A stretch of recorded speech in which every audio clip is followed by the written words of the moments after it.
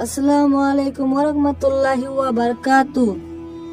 মনে করুন আপনি মারা গেছেন, আপনার জানাজার নামাজ শেষ, আপনাকে কবরে রাখা হলো। আপনি অপেক্ষা করছেন মুনকার নাকি ফেরেশতার জন্য, কিন্তু তারা আসছেন না, অথচ জান্নাতের সুগন্ধ পাওয়া শুরু করেছেন।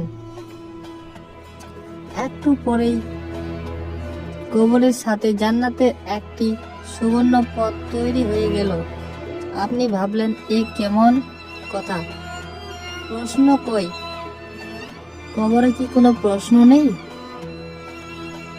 কোনো আযাব নেই?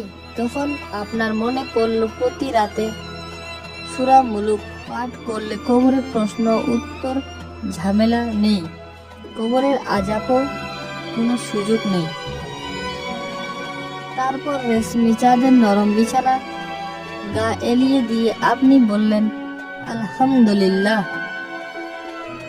হে আল্লাহ, তুমি পরম দয়ালু ও ক্ষমাশীল।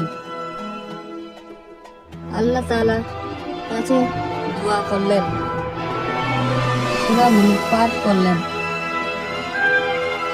তাই আমরা সবাই ইনশাআল্লাহ সূরা মুলুক পাঠ করব প্রত্যেক দিনই ও কোরআনের আয়াত মেনে চলব।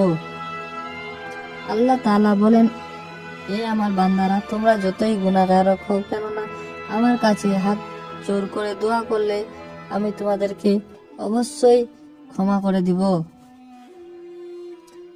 তাই সবাই আলহামদুলিল্লাহ কমেন্টটি অবশ্যই করবেন। ভিডিওটি ভালো লাগলে লাইক, কমেন্ট, সাবস্ক্রাইবও করবেন অবশ্যই, এবং নতুন নতুন ভিডিও পাওয়ার জন্য।